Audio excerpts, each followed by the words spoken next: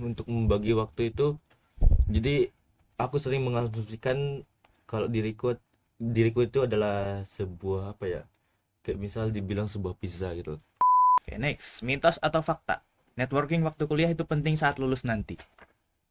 Kita nih mau denger tips survival untuk anak kuliah selain ke kampus, di luar kampus tuh gimana gitu. Silakan Kak Teja. Ya boleh deh Kak Teja dulu. Kak Teja mulu nih.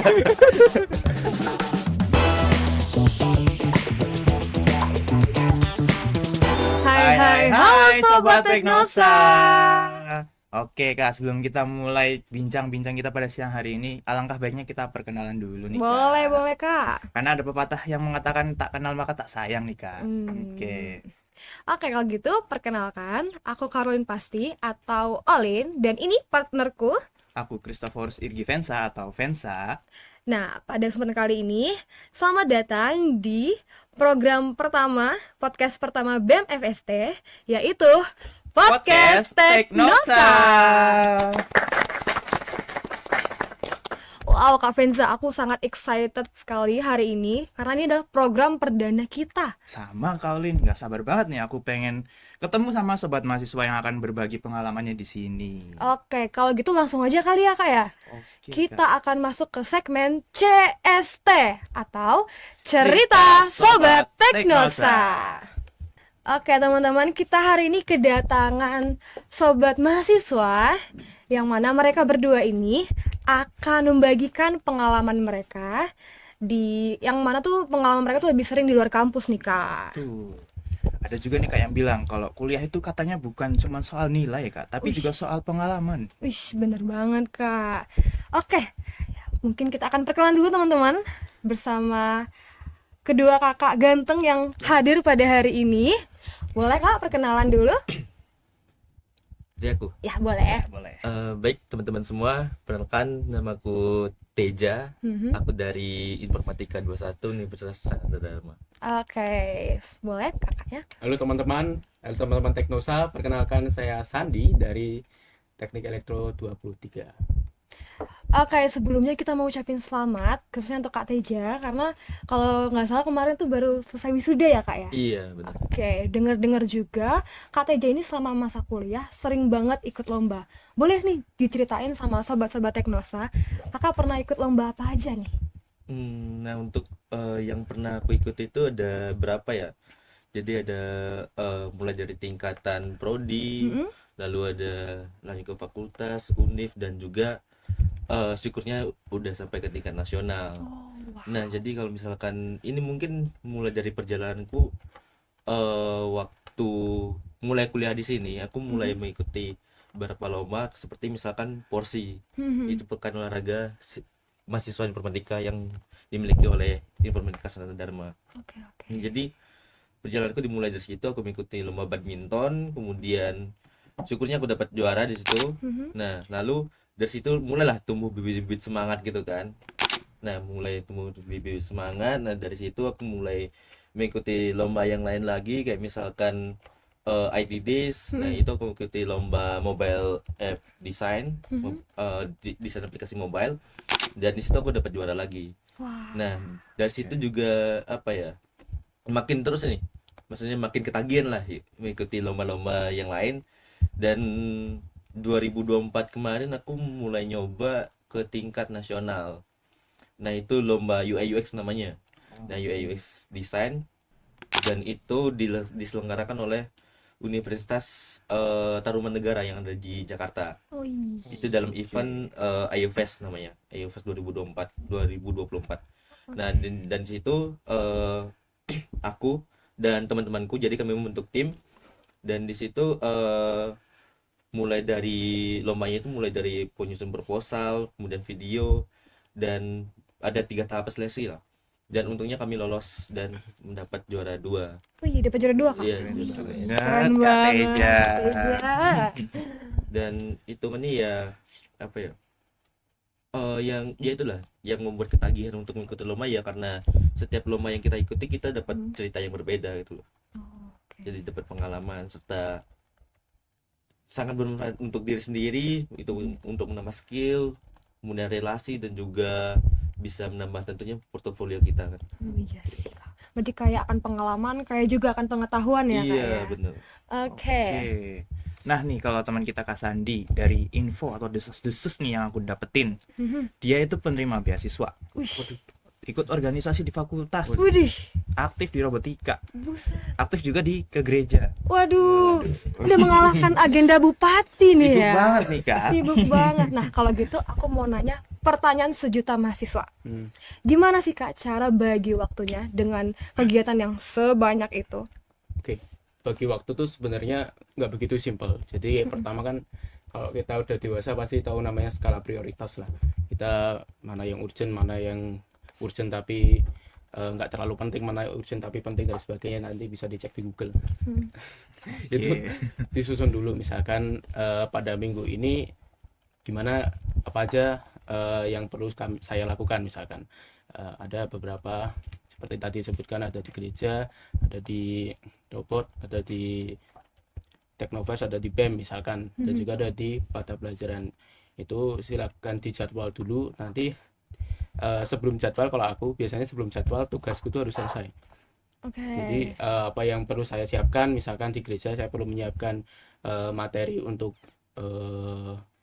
core atau misalkan seperti apa. Kalau di robot misalkan perlu beberapa riset dan sebagainya tentang coding robot dan juga desain elektrikal misalkan, itu harus selesai sebelum waktunya sendiri. Nah, tapi nggak begitu simpel, karena ketika sudah menyusun skala prioritas, tiba-tiba di tengah jalan ada mendadak nih gini-gini ya, ada pertemuan mendadak seperti ini. Apalagi beberapa mahasiswa itu kalau mengadakan rapat atau seperti pertemuan itu biasanya mendadak. Iya sih. Nah, itu nggak begitu mudah, tapi ya harus kita tegas dengan diri kita sendiri bahwa mana sih kita udah janji kemana.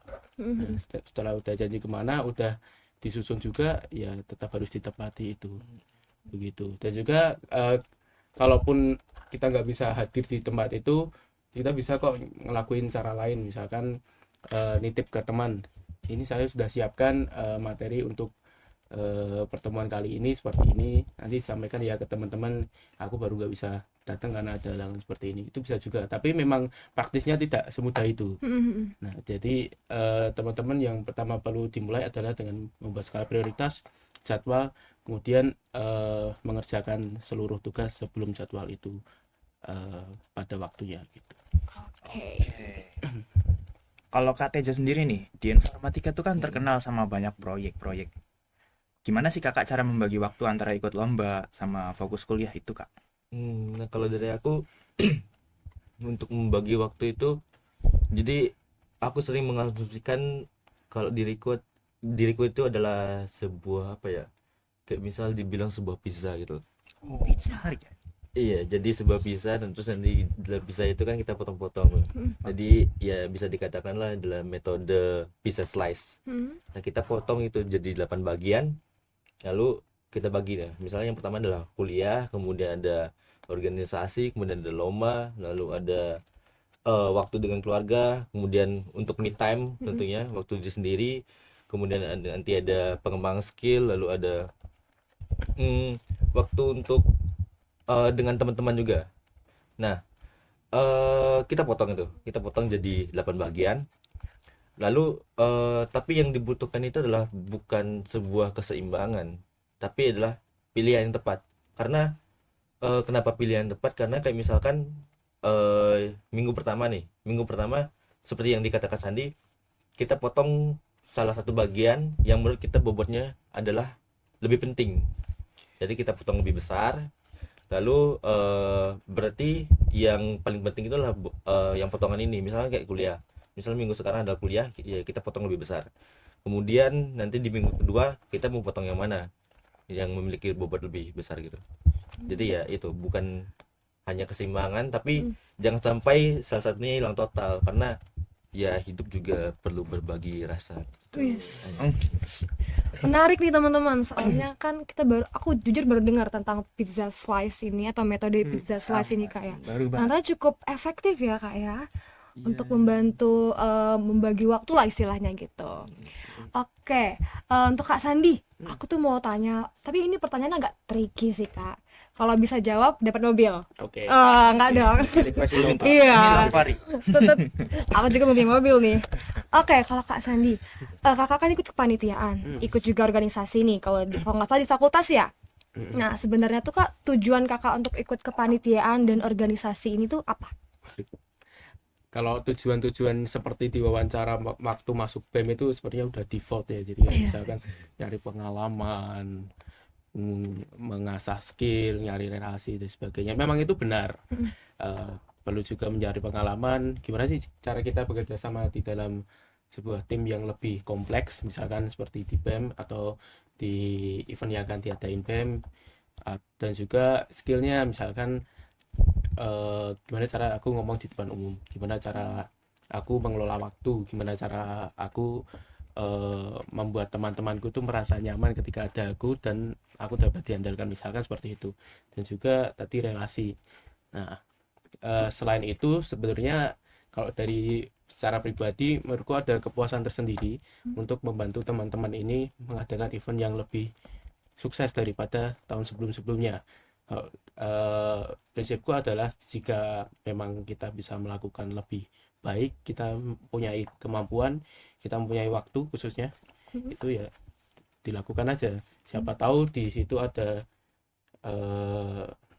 berkat-berkat lain yang akan datang ke kita misalkan gitu. Oke, keren banget nih, berarti tujuannya untuk ikut organisasi dan kepanitiaan itu agar bisa membantu teman-teman lain untuk menciptakan program-program yang menarik gitu ya bagi teman-teman Selain itu buat mahasiswa. aku sendiri akan ada berkat sendiri juga di dalam itu.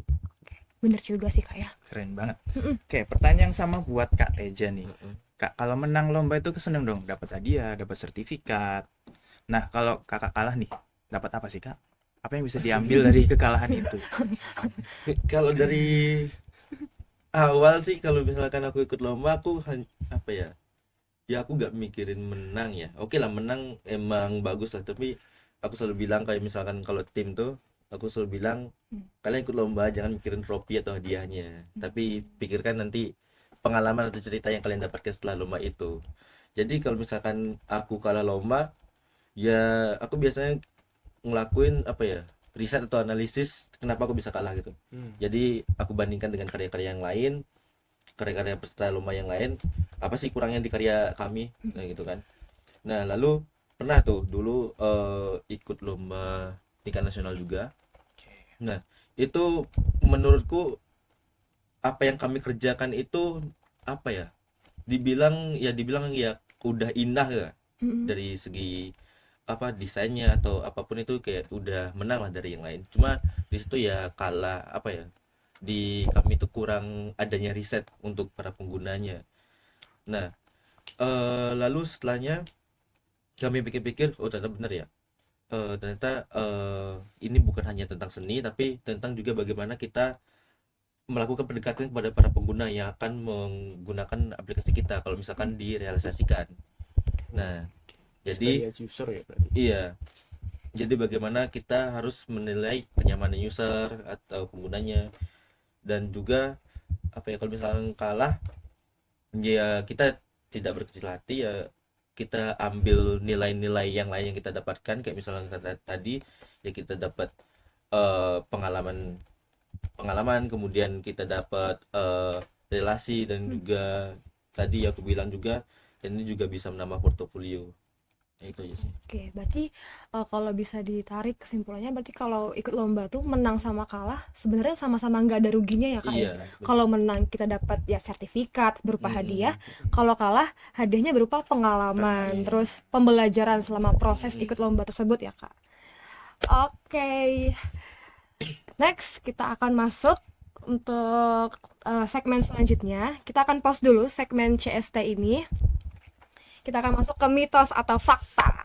Nah, di sini kita tuh punya properti, nih boleh dipegang. Boleh Kayak di TV-TV itu ya kan. Iya. Nah, jadi tuh ada mitos atau fakta kan Kak. Nah, nanti Kak Sandy sama Kak Teja akan memilih pernyataan yang kami bacakan ini termasuk mitos atau fakta. Terus kalau bisa ya kasih alasan sedikit gitu loh, kenapa kakak pilih fakta atau pilih mitos gitu. Nanti bisa tunjukkan kamera situ, Mitos, kamera mitos, yang mitos. ini. Yang mana? Ya. Mitos, Oke. mitos. Oke, mungkin boleh kita mulai ya, Kak Venza? Langsung aja kali ini. Oke. Yang pertama, mitos atau fakta aktif di banyak perlombaan atau kepanitiaan mengganggu kuliah. Fakta. Kak Sandy fakta, Kak Teja mitos. Mitos. Oke. Kayak aku penasaran yang mitos dulu deh. Nah, Kenapa mitos, Kak? kenapa mitos ya? Aktif di banyak perlombaan itu mengganggu kuliah. Hmm. Karena otomatis kalau misalkan kita ikut banyak lomba, ya kita tentunya lebih lebih tegas untuk dalam membagi waktu kita, jadi kayak lebih efektif. Jadi kayak misalkan kita udah tahu nih, misalkan sekarang tanggal 10, terus tanggal 15-nya nanti itu ada lomba misalkan, Iya. otomatis nanti kita kan harus belajar lomba, harus belajar kuliah lagi dan lain sebagainya kan. Dan dari situ kita bisa menghemat waktu, atau kita dapat dibilang, misal kayak waktu kita jadi efektif, misal kayak jadi kita bisa belajar untuk kuliah, misalkan awalnya itu cuma 12 jam sambil main HP kan bisa santai gitu kan. Cuma kalau misalkan kita udah tahu jadwal kita padat, jadi kita bisa belajar 6 jam tapi kita gak main HP, ya itu kan lebih Oh, efektif oke, jadi. oke. Iya. Betul. Memanfaatkan waktu dengan Mm-mm. efektif gitu ya, Kak. Iya. Ya. Oke, Itu sih. Kak Sandy sendiri. Kenapa Kenapa? fakta? Iya, kenapa fakta? Karena kan tadi kan dikatakan banyak ya. Mhm. Banyak itu seberapa dulu. Kalau misalkan sepengalaman ya, kalau misalkan hanya pegang satu lomba, satu kepanitiaan, mungkin tidak terlalu berat. Tapi kalau sudah pegang lebih dari 3 kepanitiaan dan juga 2 lomba, itu kan beda lagi. Karena waktu kita tuh sayangnya hanya 24 jam Iya, sehari. Iya. Gitu. Jadi sempat juga waktu lomba robot Abu Robocon 2025 kemarin itu sempat lembur itu tidur di kampus. Itu di kampus, Oh, Kak. itu 2 minggu berturut-turut. 2 minggu tidur di kampus, Hmm. di kampus. Jadi pulang kos itu cuma mandi. Oh. Karena memang mungkin beda ya, kalau perlombaannya teman-teman robot itu perlu banyak trial and error satu, dan juga pembuatan alatnya itu nggak sebentar dan harus dimonitoring terus. Sedangkan waktu lomba itu adalah satu minggu UAS. Oh, deket sama ujian dekat ya. sama ujian, dan sedekat sama ujian Iya. kalau di teknik elektro pasti juga ada proyek. Iya. Jadi dalam 2 minggu sebelum UAS itu harus selesai proyek dulu tuh, baru bisa ngerjain UAS. Nah, memang kalau dalam hal belajar saya pribadi nggak terlalu terganggu, tapi kalau dalam mengerjakan proyek atau memonitoring lomba atau membuat karya di lomba itu pasti mengganggu waktu belajar. Berarti ya seperti yang sebelumnya Kak Sandy pernah bilang ya, kita harus tahu prioritas kita, terus kita harus juga ambil kegiatan tuh sesuai porsi kita berarti ya, Betul, Kak ya. sesuai porsinya maksudnya. Oke. Oke, next. Mitos atau fakta? Networking waktu kuliah itu penting saat lulus nanti. Oke, dua-duanya Dua-duanya fakta. fakta. Kak Venza mau pilih siapa nih yang akan menjelaskan kenapa fakta? Aku pengen dengar dari Kak Sandi dulu nih. Kenapa fakta nih, Kak? Oke, networking itu kenapa perlu? Karena di situ kita mendapatkan info A1. Jadi kalau kita pintar aja tapi nggak tahu info gimana cara kerja, terus kita harus membuat apa aja sih sebelum kerja, misalkan harus buat LinkedIn, harus buat CV dan sebagainya. Itu kan kalau kita nggak punya networking yang bagus, takutnya kita cuma pintar-pintar aja nih, cuman di IPK aja nih, IPK teman-teman misalkan di 3,9 misalkan, tapi teman-teman nggak tahu nih langkah-langkah untuk mencari kerja, dan kemudian nggak tahu langkah-langkah untuk membangun relasi dengan teman-teman rekan kerja. Nanti ketika udah masuk kerja itu nanti akan sulit untuk mengembangkan diri sendiri dan juga mengembangkan karir teman-teman. Nah, itu bukan saya yang ngomong tapi beberapa dosen yang ngomong gitu. Oke. Berarti ya sudah terbukti lah ya, karena banyak yang ngomong kalau networking itu cukup penting nih teman-teman. Oke, kita udah dengerin dari Kak Sandy. Sekarang kita mau dengerin alasan dari Kak Teja nih. Kenapa networking itu penting? Nah, kenapa sebuah networking itu penting? Karena menurutku ya seperti dikatakan Sandi tadi, kalau misalkan kita minim networking atau minim relasi itu, ya kita tidak tahu apa ya, kita tidak tahu apa yang udah pernah dirasakan oleh orang lain sebelumnya. Jadi kita juga bisa belajar dari pengalaman orang lain, dan itu tentunya ya kita harus membangun networking yang baik sebelumnya. Jadi kita harus membangun networking yang tulus, baik dengan seorang, dan dari situ kita bisa dapat manfaatnya juga kan. Ya mungkin itu aja sederhana. Oke. Oke, next nih Kak. Mitos atau fakta? IPK bagus sama dengan karir bagus? Wih, berbeda pendapat nih. Aku mau dengar dari Kak Teja dulu nih. Kenapa mitos, Kenapa Kak? mitos Kak? Nah, kenapa mitos IPK bagus sama dengan karir bagus? Karena menurutku IPK itu tidak dapat memvalidasi apakah kita nanti akan bekerja baik atau enggak gitu kan. Karena banyak yang kayak misalkan ada tingkatku itu ya IPK-nya ya enggak, ya dibilang bisa dibilang di bawah 3,5 lah. Oke. Kan itu juga termasuk kumulon gitu. Ya itu malahan sekarang itu dia menjadi lead engineer di salah satu perusahaan. Oh, Jadi kita tidak bisa memvalidasi kalau misalkan baru kita lulusan cum laude gitu. Heeh. Ya langsung karirnya bagus itu enggak. Tapi ya aku tidak mungkiri kalau IPK bagus tuh ya salah satu pendukung juga untuk kita ke depannya lebih baik gitu. Oke. Kalau Kak Menarik. Sandy nih. Oke, kalau dari POV ku, kenapa kok bagus IPK itu ngaruh di kerja, karena dari kampus ini kita bekalnya udah bagus juga. Jadi memang belajar dari pengalaman dan networking itu sangat penting, tapi dari awal kita harus punya bekal dulu loh. Misalkan kalau contoh dari elektro aja ya, kita udah ini punya networking bagus, tapi ditanyain hukum ohm apa nggak tahu. Nah, Oh, itu kan iya benar, juga benar. memalukan juga. Itu menurutku memang tadi kan juga mengatakan kalau networking penting, tapi selain itu bekal kita di kampus itu juga penting, sehingga kalau misalkan kita datang ke sebuah pekerjaan, kita udah mengerti dulu nih dasar-dasarnya misalkan, atau mungkin kita mengerti cara kerja dari sebuah komponen ya kalau di elektro, sebuah komponen atau sebuah alat. Jadi dari awal dasar kita ngerti cara kerja, ngerti, kemudian ketika kita udah networking kita nggak ngangong nih, kita udah familiar dengan seperti ini, jadi kita belajarnya lebih cepat. Kalau dari POV ku seperti itu. Oke, berarti kalau dari Kak Sandy sendiri tuh at least kita ada bekal pengetahuan dasarnya yang kuat lah sebelum masuk ke jenjang karir gitu ya. Oke Kak, tadi kan Kakak sempat cerita nih kalau Kakak selain ikut project-project di kampus juga tuh pasti sempat healing sama teman-teman. Iya. Nih kalau boleh tahu nih Kakak biasanya healing kemana kalau di Jogja? Kalau di Jogja ya, kalau selama 4 tahun ini yang pertama itu ke Kaliurang, kalau misalkan healing-healing, kalau misalnya nyari-nyari vibes gunung gitu kan, dingin-dingin Kaliurang. Kemudian Pantai. kalau iya pantai juga daerah Gunung Kidul. Kemudian ada apa namanya, hutan pinus. Oh, Ya, tuh Pinus. Pinus. Lalu Kalau ke gunung pernah nggak Kak? ke gunung Daki Daki gunung gitu. enggak sih. Bahwa berarti aku kurang at least di Kaliurang gitu-gitu ya. iya, aku lebih pilih tidur di kos aja bisa. Yang slow aja, nggak mau yang berat-berat ya. Oke, healing yang slow. Ya mungkin ya itulah kebanyakan daerah alam lah. Misalkan daerah misalkan mall gitu ya aku kurang tertarik. Oh, berarti healingnya lebih ke alam gitu ya. Iya. Menjajah. Oke, selanjutnya aku mau tanya nih, kan kita juga baru PMB kemarin, masa baru tahun 2025 juga baru masuk kan Kak Venza. Kita nih mau denger tips survival untuk anak kuliah selain ke kampus, di luar kampus tuh gimana gitu.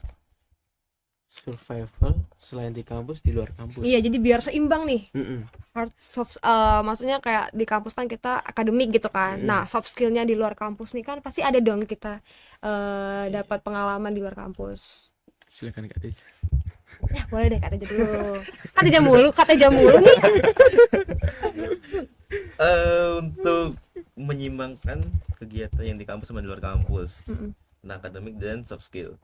Nah, ya kita harus ya seperti balik ke tadi, kita harus tahu juga skala prioritas, kemudian bisa membagi waktu, porsi untuk dirinya sendiri itu seberapa, jangan sampai ya kecapean, jangan sampai lupa istirahat. Dan keduanya ini sama-sama penting, cuma ya kalau bisa ya lebih penting ke akademik karena tujuan kita ke sini ya selain membangun relasi, yang tujuan utama ya yaitu kayak akademik kita untuk diasah dari dasar, kemudian kita jadi mahir untuk siap ke lapangan pekerjaan.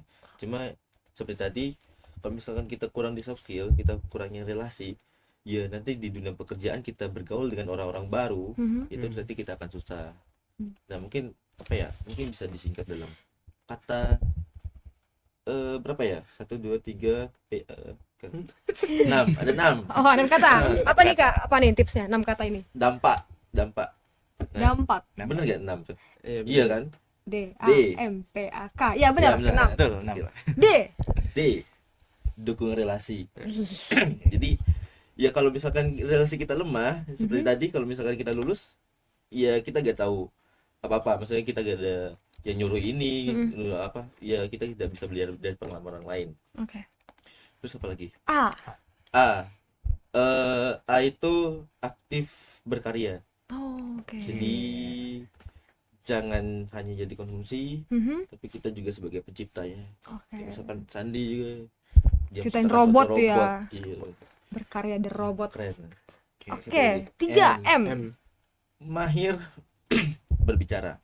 Public Jadi, speaking nih. Ya, public speaking. Public Kalau misalkan public speaking kita bagus, presentasi kita bagus, nanti apa pesan atau ide yang kita punya itu akan kuat tersampaikan dengan lawan bicara kita.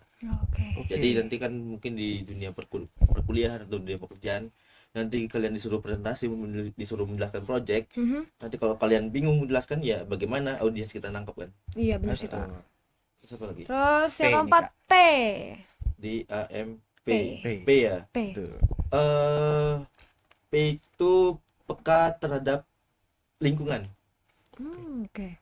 Jadi Gimana kita tuh, harus bisa apa ya? Jadi kita harus bisa peka dengan situasi yang di sekitar kita.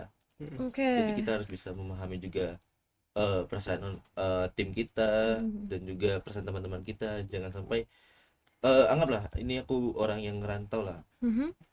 Ya kita harus juga bisa jaga etika kita dengan lawan bicara atau Oh, apa. Jangan sampai membuat orang itu tersinggung, karena ya anggaplah kita sebagai pendatang ya kita harus menghormati di mana kita pijakan kaki kita. Oke. A, A.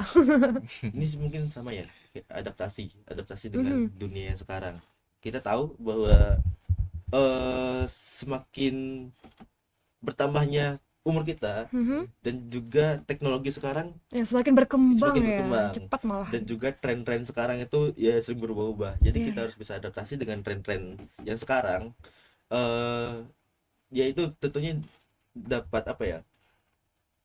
Dan tentunya kita juga gak ketinggalan zaman jadinya. Iya Gitu. sih. Terus yang terakhir K. K itu kepedulian terhadap waktu. Oh, Nah, oke. balik lagi ya kita harus bisa menentukan waktu kita harus bisa membagi waktu dan harus bisa manajemen waktu. Waktu dengan baik. Oke. Menarik. Menarik, sangat menarik. Yes, Sat. Dampak. Oke, itu kalau dari Kak Teja ya. Nah, kalau dari Kak Sandy sendiri nih, yang agendanya udah kayak Bapak Bupati Oke, nih. nyalain Bupati. Ada nggak nih tips survival selama kuliah?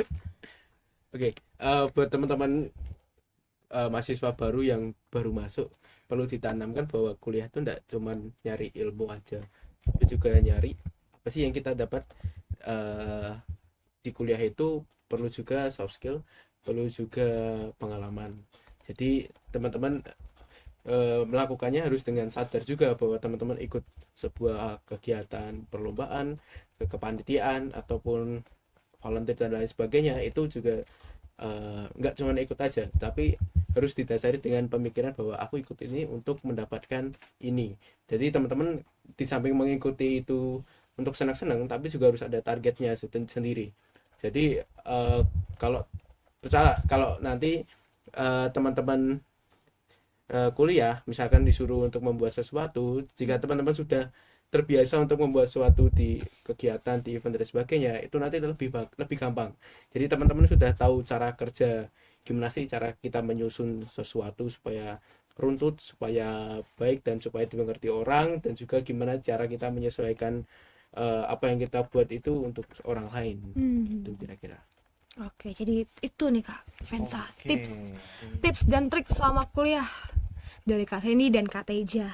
Oke. Nah, kita sudah mendengar nih dari cerita Kak Teja sama Sandi, dan kesimpulan yang bisa kita ambil yang pertama, dengan ikut lomba itu bisa menambah soft skill, pengalaman, relasi.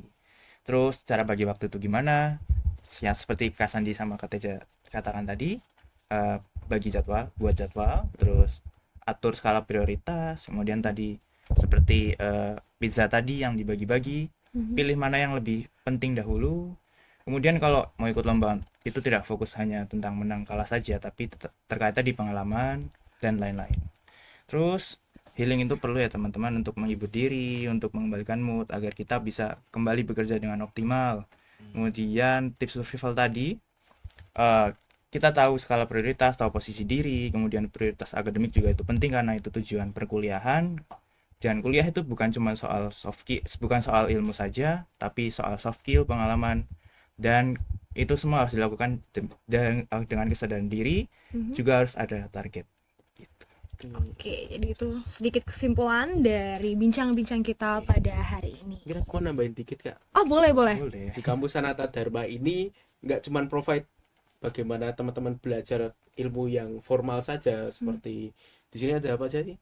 Ilmu ekonomi, ada juga ilmu sastra, ilmu pendidikan, ilmu teknis, ilmu sains dan sebagainya, ada semua di Sanata Dharma. Selain itu juga kita provide bagaimana teman-teman mahasiswa itu untuk mengembangkan soft skills. Bahkan di awal kita masuk kuliah nih ya Kak, ini ada namanya PPKMB. Itu Oh iya. yang setiap hari apa ya? Pokoknya setiap seminggu sekali itu Iya. ketemu dengan DPA. Ya, Jumat Ya. atau Sabtu itu kalau nggak Jumat salah. atau Sabtu, setiap satu minggu itu ketemu sekali dengan DPA.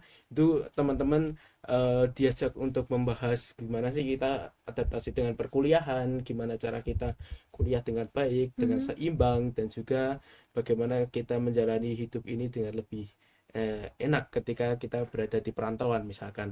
Selain itu seperti saya yang menerima beasiswa Sanata Dharma, Sanata Dharma juga banyak beasiswa, termasuk beasiswa full untuk 4 tahun sampai lulus, itu namanya Cerdas Humanis, dan juga beasiswa lain yang bisa cek di website begitu. Nah, untuk Oke. saya sendiri, saya Oke. dari BEM Fakultas Sains Teknologi. BEM ini memiliki banyak sekali proker, kalau ada dihitung itu ada 12 proker dalam 1 tahun. Memang lebih banyak BMU ya, tapi BEM FSD juga banyak.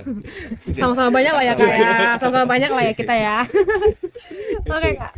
Proker kami itu besar-besar. Salah satunya yang sudah dijalani adalah Pinisi, apa singkatannya, bukan inisiasi Fakultas Fakultas Sains Sains dan dan Teknologi. itu, dan juga yang besar kedua nanti akan ada Teknofest. Wis festival nih Kak. Festival. Ada festival. Tentu Teknofest kali ini nih Kak agak sedikit promosi, tapi enggak apa-apa. Boleh. Kak. Tapi jangan Silakan di-skip ya promosi. teman-teman promosinya. Kita akan mengadakan lomba band yang akan dilaksanakan tanggal 10 Oktober, dan cek aja di Instagram Teknofest, nanti akan ada pengumumannya di situ. Dan juga ini info A1 nih Kak. Oke. Akan ada apa ya istilahnya, seminar nih Kak. Wih. Bagaimana cara kita membuat event yang menarik. Mhm. Jadi kalau kita tuh mengambil apa ya istilahnya tema yang berbeda dari seminar-seminar umumnya. Wih, apa tuh Seminar Kak? umumnya itu kan public speaking, Iya. terus mengelola waktu dan sebagainya. Kalau kita tuh lebih apa ya, lebih extraordinary lagi. Kita mengangkat bagaimana kita membuat event yang lebih menarik dan juga berguna bagi masyarakat. Nanti pembicaranya sangat menarik, bisa dicek langsung di Instagram Teknofest_FSD yang ada di bawah sini. Oke. Nanti Jangan lupa Mas. dikunjungi teman-teman Instagramnya ya. Dan juga kita ada konser juga nih Kak. Oh, kapan tuh Kak konsernya kapan? Kita akan ada konser 15 November. Gestarnya ada Rebellion Rose. Kalau nggak tahu itu lagunya yang Antara Aku, Kamu, dan Samudra. Waduh. Oke. Ada MCPR, Punk is Attitude gitu kan. Wis. Oke. Karena kita teknik banget, jadi kita kadang-kadang suka ngepunk juga. Terus ada juga gestar-gestar lainnya seperti Los Jantos, The Paingan, dan juga Mother Like Superhero. Dan bisa cek langsung di Instagram Teknofest, beli tiketnya mumpung ada diskon gajian. Oke, itu teman-teman Sobat Teknosa, kalian boleh langsung pantengin terus IG Teknosa di apa Kak? Apa namanya? @teknofest_FST. Teknofest_FST. Di situ nanti akan ada banyak informasi tentang lomba, lalu ada seminar yang extraordinary itu, dan juga festival yang akan dilaksanakan November nanti. Bisa diramein nih teman-teman. Yaps, betul sekali. Oke, tak terasa nih Kak udah memasuki penghujung acara. Oke. Jadi intinya kuliah itu bukan soal ngejar IPK aja, tapi APK. Apa tuh Kak? APK. Aksi pengalaman koneksi. Oke. Jadi Mantap, Kak? kuliah nggak cuma Patuh IPK, ya.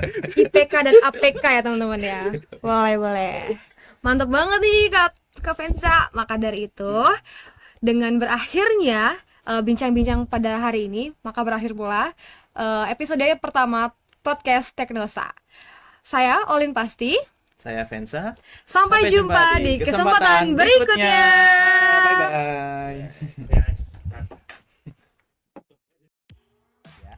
Oke, belajar di perpustakaan atau kafe? Kafe. Wih. Oke. Nongkrong bareng teman atau me time sendirian? Dosen killer tapi pinter atau dosen santai tapi kurang jelas? Oke, selanjutnya. Presentasi kelompok atau ujian tulis? Kelompok. Oke, beda. Apa? Lanjut. IPK tinggi atau relasi yang luas? Relasi. Oke.